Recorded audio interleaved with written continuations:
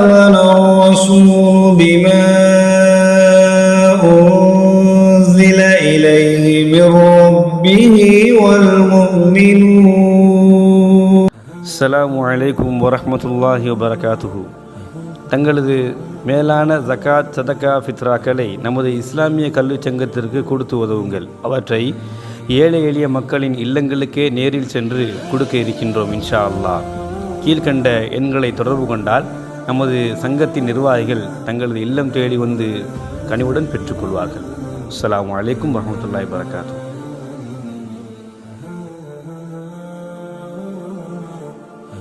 அஸ்ஸலாமு அலைக்கும் வரஹ்மத்துல்லாஹி வபரகாத்துஹு. அல்ஹம்துலில்லாஹ் வஸ்ஸலாத்து வஸ்ஸலாமு அலா ரசூலில்லாஹ் அம்மா பஅத். ஃபஅஊது பில்லாஹி மினஷ் ஷைத்தானிர் ரஜீம். பிஸ்மில்லாஹிர் ரஹ்மானிர் ரஹீம். யா அய்யுஹல்லதீன ஆமனு தகுல்லாஹ ஹக்க துகாத்திஹி வலா தமூதுன்ன இல்லா வஅன்தும் முஸ்லிமூன். ரப்பி ஷ்ரஹ் லி ஸத்ரி வயஸ்ஸிர் லி அம்ரி வஹ்லுல் உக்ததம் மின் லிசானி யஃப்கஹு கௌலி. ரலீனா பில்லாஹி ரப்பன் நபி முஹம்மதின் ரசூலன் நபில் இஸ்லாமி தீனாம். அனைத்து புகழும் மகிழங்கள் எல்லாவற்றையும் படைத்து பரிபக்குவப்படுத்தி பாதுகாத்து வருகின்ற அல்லாஹ் ரஹ்மான் அல்லாஹ் ஒருவனுக்கே புகழ் அனைத்தும் உரித்தாகட்டுமாக. சாந்தியும் சமாதானமும் நம் உயிரினும் மேலான ஈருலகத் தலைவர் கண்மணி நபிகள் நாயகம் ஸல்லல்லாஹு அலைஹி வஸல்லம் அவர்கள் மீதும் அவர்களது உற்றார் உறவினர்கள் சத்திய சஹாபாக்கள் தாபீன்கள் தபூ தாபீன்கள் இமாம்கள் குறிப்பாக நம்மவர்கள் அனைவர்களின் மீதும் என்றென்றும் எப்பொழுதும் நிலவட்டுமாக. அன்பிற்கினி எல்லாம் வல்ல அல்லாஹ்வின் நல்லடியார்களே, புனிதமான இந்த ரமலானுடைய மாதத்திலே நமது இஸ்லாமிய கல்விச் சங்கத்தின் சார்பாக நடத்தப்பட்டு வருகின்ற தொடர் பயான் நிகழ்ச்சியிலே தங்களை யூடியூப் வலைதளத்தின் மூலமாக சந்திப்பதில் மிக்க மகிழ்ச்சி. அல்ஹம்துலில்லாஹ். அன்பிற்கினி எல்லாம் வல்ல அல்லாஹ்வின் நல்லடியார்களே, மிக முக்கியமான ஒரு தகவலாக இந்த தருணத்தில் நான் சொல்லிக்கொள்ள விரும்புவது, நமது இஸ்லாமிய கல்விச் சங்கம் கடந்த 11 ஆண்டுகளுக்கும் மேலாக சதகா, ஜகாத், ஃபித்ரா, ஃபிதியா போன்ற எண்ணற்ற சிறந்த சமூக பணிகளை மக்களிடமிருந்து இந்த தொகைகளை அதற்கான பொருளாதாரத்தை ஈட்டி நலிந்த ஏழை எளிய மக்களுக்கு வீட்டிற்கே சென்று அவர்களுடைய தேவைகளை பூர்த்தி செய்து வருகின்றோம். அல்ஹம்துலில்லாஹ். குறிப்பாக இந்த ரமலானிலே ஃபித்ரா, ஃபிதியா, ஈது கிட் பெருநாள் தொகுப்பு, பெருநாளைக்கு அன்னைக்கு அவங்க யாரும் பசியோடு இருக்கக்கூடாது, தேவையான மளிகை பொருள்லாம் அதில் அடக்கம் வரும். அதுக்கு ஒரு 300 ரூபா நிர்ணயம் பண்ணிக்கிறாங்க. இந்த விடயங்கள் எல்லாம் இன்ஷா அல்லாஹ் நிர்ணயம் செய்யப்பட்டிருக்கிறது. ஈது கிட் பெருநாள் தொகுப்பு 300 ரூபா என்றும், ஃபிதியா ஒரு நபருக்கான நோன்பு பிடிக்க முடியாமல் போனதுக்கான ஒரு நபருக்கான உணவு 150 ரூபா என்றும், ஃபித்ரா தலையாய தர்மம் நோன்பு பெருநாள் தர்மம் அது 150 ரூபாய் எனவும் நிர்ணயம் செய்யப்பட்டிருக்கிறது. உங்களுடைய இந்த தொகைகளை மறவாது நம்முடைய சங்கத்திற்கு தந்து பணிகள் தொய்வின்றி சிறப்பாக நடைபெற ஒத்துழைக்குமாறு அன்போடு கேட்டுக்கொள்ளப்படுகிறீர்கள். இன்றைய 10வது தொடரிலே நாம் ஏற்கனவே பார்த்து வருகின்ற நெருப்பு கொண்ட வாசிகளினுடைய இறுதி பகுதிக்கு வந்துட்டோம். அந்த சிறுவனினுடைய சம்பவம், அவர் எந்த அளவுக்கு ஈமானில் உறுதியாக இருந்தார், இந்த ஈமானை அவர் பெற்றதினுடைய விளைவு துறவி மரணித்து விட்டார். ஈமானை ஏற்றுக்கொண்ட அந்த அரசவை பிரதிநிதியும் இறந்து விட்டார். இது போக இப்போ கடைசியாக இந்த 3 பேரை யார் ஒரு ஆள் வெஞ்சிக்கிறாங்க, இந்த சிறுவர் மட்டும்தான். இந்த சிறுவனை இப்போ கொல்லணும். அதுக்கு 2 கட்ட முயற்சிகள் எடுக்கப்பட்டுச்சு. என்ன, ஒன்று மழையிலையும் தள்ளி விடுறது, நடக்கலை. அல்லாட பொறுப்பு சாட்டினா சிறுவன் அது என்னாச்சு, மழை குலுங்கிச்சு, எல்லாம் வந்து இறந்து போனாங்க. அடுத்தது ஆழ்கடலில் கொண்டு போய் மரக்காலத்தில் ஏற்றி தள்ளி விட சொன்னாங்க அரசன். அதையும் செஞ்சாங்க, செய்ய போனாங்க. மரக்கலம் என்னாச்சு, கவிழ்ந்தது, எல்லோரும் விழுந்தாங்க. இந்த சிறுவன் மட்டும் தப்பிச்சுக்கிட்டான். அப்பவும் அல்லாட்ட பொறுப்பு சாட்டினான் சிறுவன். அதே போன்று அதற்கு அடுத்தபடியாக இப்போ நம்ம பார்க்க போகிறது மிக முக்கியமான விஷயம். ரொம்ப கவனமாக கேளுங்க. இதில் சில அபரிவிதமான விஷயங்களும் இருக்குது, அதே சமயத்தில் நமக்கு அதில் படிப்பினைகளும் இருக்குது. இப்போது 2 முறைகள் முயற்சி பண்ணியும் தப்பிச்சிட்டான். அரசனுக்கு என்ன செய்யறதுன்னு தெரியல. இது பெருத்த அவமானம் சொல்லப்போனால். இந்த அரசனில் அவனுக்கு ஒருத்தனை கொல்லணும்னா கொண்டுடணும், ஒருத்தனை விடுவிச்சு விடணும்னா விட்டுறணும். அது எதுவுமே இவன் எடுக்கிற முடிவாக தான் இருக்கணும். அவனாக தப்பிச்சு போயிட்டான், அவனாக இது பண்ணிட்டான்னா அவன் அசிங்கம் தானே அது. அப்போ இப்படி கையை பிசைஞ்சிக்கிட்டு யோசிச்சுக்கிட்டே இருக்கிற மாதிரியான இந்த சூழ்நிலையில் அந்த சிறுவனே முன் வந்து, நான் சொல்கிற மாதிரி நீ செஞ்சால் நான் செத்துருவேன், இறந்து போயிடுவேன் அப்படின்னு சொன்னேன். அப்படியா, என்ன செய்யணும்? என்ன செய்யணும்னா என்ன ஒரு பொதுமக்களை ஒன்று திரட்டி அங்கே என்ன கொண்டு வரணும். ஒரு விஷயம். ரெண்டாவது விஷயம் என்ன அப்படின்னு சொன்னால், என்னை வந்து ஒரு சிலுவையில் ஏற்றி கெட்டி வச்சிருங்க. பிறகு நீங்கள் உங்களுடைய படைப்பட்டாளத்தோட சொல்லி ஒரு அம்பை எட்டு வர சொல்லி நேர கரெக்டாக எய்ம் பண்ணி என் பக்கம் நீங்கள் என்ன செய்யணும், அந்த அம்பை எய்தணும். எய்யும் பொழுது என்னுடைய ரப்பு அவனுடைய ஏவலின் படி இது நடக்குது, சரிங்களா, அல்லாஹ்வுடைய பெயரால் அப்படின்னு சொல்லி இந்த சிறுவனை நான் கொள்கிறேன்னு சொல்லி என்ன செய்யணும், என்னை வந்து அந்த அம்பை எய்யணும். அப்படி எய்தால் நான் என்ன செய்வேன், மரணிப்பேன் என்று சொன்னான்.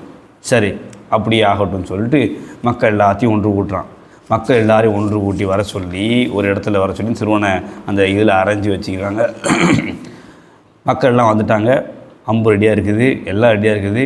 அல்லாஹ்வுடைய பெயரால் சிறுவனை என்ன செய்கிறேன், அம்பு எய்ஞ்சி கொள்கிறேன்னு சொல்லி என்ன செய்கிறாங்க, எய்து கொல்ல போகிறாங்க. இப்போது அம்பு எய்ஞ்சாச்சு, ரெடியாக இருக்குது, விடுறாங்க. நேரம் நெத்தி புட்டில் போய் என்ன செய்யுது, இந்த அம்பு வந்து அடித்து அவருடைய தலை சிதறுது. அந்த சமயத்தில் அந்த சிறுவன் தன்னுடைய தலையில் கை வச்ச நிலையிலேயே என்ன செய்கிறான், இப்படி மரணமாகிடுறான், ஷஹீதாகி விடுகிறார் அப்படின்ற வரலாறு தான் இப்போ நம்ம பார்த்துட்ருக்கோம். இப்போ நல்லா பாருங்கள், ஹுபைப் ரலியல்லாஹு அன்ஹு அவங்க வந்து மரணித்தாங்கல்ல, ஹுபைப் ரலியல்லாஹு அவங்களுடைய மரணம் அது அடக்கம் செய்யப்படலை.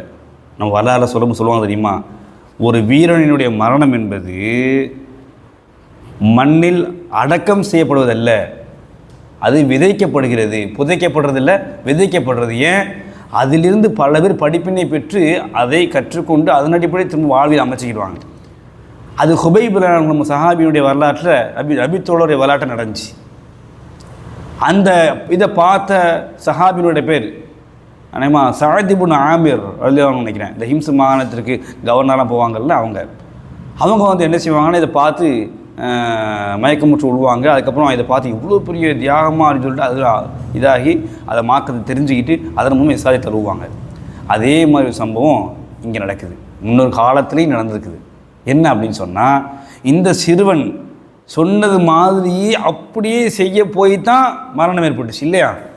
அப்போ இங்கே யாருடைய நாட்டம் இருக்குது, அல்லாஹ்வுடைய நாட்டம் இருந்ததுனால தான் அவங்க என்ன பண்ண முடிஞ்சு, இந்த சிறுவனை கொல்ல முடிஞ்சுக்கிறது. அப்பட்டமாக தட்டி போச்சு. அதனால இந்த சிறுவன் என்ன சொல்லிப்பான்னா, எல்லாரையும் ஒன்று கூட சொன்ன காரணம் போய் தான் அதான். இதை பார்த்தோன்னே மக்கள்லாம் ஷாக் ஆகிட்டாங்க. அப்படியே என்னடா இது, இத்தனை முறை அவனை கொல்ல முயற்சி பண்ணியும் கூட செய்ய முடியல, இப்போ இந்த சிறுவன் சொன்னது மாதிரி நடந்துருச்சு அப்படின்னா அவனை படைச்ச ரப்பு உண்மையானவன் தான், அல்லாஹ் தான், அவன் ஒருத்தன் தான் அப்படின்னு சொல்லி எல்லா மக்களும் நம்பிக்கை வந்துட்டாங்க. இப்போ அரசனுக்கு செய்தி வருது, இந்த மாதிரி நீ எது நடக்கக்கூடாதுன்னு நினச்சி இந்த சிறுவனை துறவியெல்லாம் கொன்னியோ, அரச பிரதியில் கொண்டியோ, அது இப்போ நடந்துருச்சு, என்ன சொல்கிற அப்படின்னோடனே, ஆமாம் இந்த மாதிரி அந்த சிறுவனுடைய ரப்பு தான் எங்களுடைய ரப்பு, அல்லாஹ் தான் எங்களுடைய அல்லாஹ் தான் எங்களுடைய ரப்பு, என்ன படைச்சவன் அவன் தான் அப்படின்னு சொல்லி எல்லா மக்களும் நம்பிக்கை கொண்டாங்க.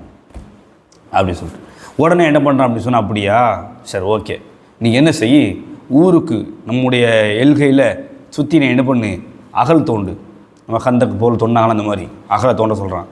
அதான் ஹந்தக் அகல். அப்போ தோண்டி எல்லாம் பண்ணி வச்சுருக்கும்போது வச்சாச்சு. அரசன்ட்ட வந்து சொல்கிறாங்க, இந்த மாதிரி தோண்டி வச்சாச்சு சொன்னோடனே அதில் நெருப்பை உண்டாக்கு அப்படின்னு சொல்கிறான். ஃபுல்லாக போட்டு என்ன பண்ண நெருப்பு மூட்டுறாங்க. மூட்டி எல்லாம் கொழுந்தூட்டி எரியுது. கபன்னு கொழுந்தூட்டி எரிஞ்சிட்டு இருக்கும்போது அந்த அரச மக்கள்கிட்ட சொல்கிறான், நீங்கள் இந்த மார்க்கத்தை விட்டுட்டு, இந்த சிறுவனுடைய மார்க்கத்தை விட்டுட்டு என்னுடைய மார்க்கத்துக்கு வரணும். என்ன சொல்கிறீங்கிறேன், அவங்க கண் முன்னே பார்த்துட்டாங்கல்ல, நம்பி ஈர்மா கொண்டுட்டாங்கல்ல, எந்த அளவுக்கு உறுதி பாருங்கள். சுபஹானல்லாஹ், நாங்கள் மாட்டோம், நாங்கள் இதில் தான் இருப்போம். அப்படியா, அப்போ தன்னுடைய படையப்பட்டாளங்களை அழைச்சி சொல்கிறான், இவங்க எல்லாரையும் நெருப்பில் தள்ளு, தூக்கி வீசு அப்படின்னு சொல்கிறான். உடனே என்ன செய்யப்படுறாங்க, எல்லாரும் நெருப்பில் தள்ளி கொல்லப்படுகிறார்கள் என்ற செய்தியை நம்ம இதன் மூலமாக தெரிந்து கொள்ள முடிகிறது. இதில் கடைசியாக ஒரு பெண்மணி தள்ள போவாங்க. அப்போ கையில் பச்சனம் குழந்தை இருக்கும். அந்த குழந்தைய வந்து தள்ள மனதம் இல்லாமல் இந்த நிற்கும். அப்போது அந்த குழந்தை சொல்லுமா என்ன அப்படின்னு சொன்னால்,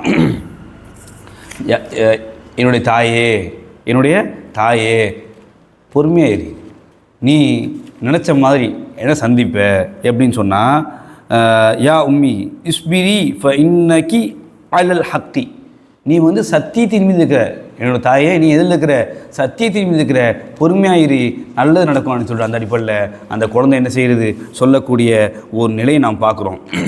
ஆக அப்படியே நெருப்பில் என்ன சொல்கிறாங்க விடுறாங்க, அந்த பொம்பளையும் அதோட என்ன செய்கிறாங்க எல்லாம் எரிஞ்சு போயிடுறாங்க. இதில் இறைமறை வசனம் ஒன்று ஞாபகத்துக்கு வருது. அம் ஹசிபுத்தும் அன் ததுகுலுல் ஜன்னத வலம்மா யஅதிக்கும் மஸலுல் லதீன ஹலௌ மின் கப்லிக்கும். அல்லாஹ் கேட்குறான், உங்களுக்கு முன் சென்ற சமுதாயங்கள் பட்டு சிரமப்பட்டு கஷ்டப்பட்டு அதுக்கப்புறம் சொர்க்கங்கிறத விஷயத்தை அடைகிறாங்க. அதெல்லாம் எதுவுமே நடக்காமல் நீ இலகுவாக சொர்க்கத்துக்கு போயிடலாம் நினைக்கிறியா அப்படின்னு அல்லாஹ் வசனத்தை படிப்பினையாக கேட்குறான். சிந்திச்சு பாருங்க நம்ம சகோதர சகோதரிகளே. ஆக சிரமங்கள் இல்லாமல் எந்த ஒன்றும் இல்லை. நம்ம ஹதீஸில் நிறையா படிச்சிருக்கிறோம். சிரமங்களால் தான் சொர்க்கம் சொல்லப்பட்டிருக்குது, மனோ இச்சைகளால் தான் நரகம் சொல்லப்பட்டிருக்குது. அதனால் அன்பான சகோதர சகோதரிகளே, வரக்கூடிய காலங்கள்லையாவது ஈமானிய உறுதி, இஹ்லாஸின் மூல தூய்மை, அதே போன்று அல்லாஹ்வை அஞ்சி நடக்கக்கூடிய தக்குவா நிறைவேற்றம், இதை வச்சு நம்ம இன்ஷா அல்லாஹ் சொர்க்கத்துக்கு போக முடியும். இதற்கிடையில் இன்னும் முக்கியமான விஷயம் இஹ்சானியத், நல்லுபகாரம் செய்தல் என்பதை மறந்து விடாதீர்கள். இது அனைத்தும் நமக்கு மறுமையில் பயனுள்ளதாக இருக்கும் இன்ஷா அல்லாஹ். இந்த உலகிலும் நமக்கு கண்ணியவானாக அல்லாஹ் வாழ வைப்பான். அப்படிப்பட்ட நற்பாக்கியம் உள்ளதாக இல்லாமல் சுப்ஹானஹு வ தஆலா நம் யாவரையும் ஆக்கியல் புரிவானாக. வாஹிர் தஅவானா அல்ஹம்துலில்லாஹி ரப்பில் ஆலமீன். வஸ்ஸலாமு அலைக்கும் வரஹ்மத்துல்லாஹி வபரகாத்துஹு.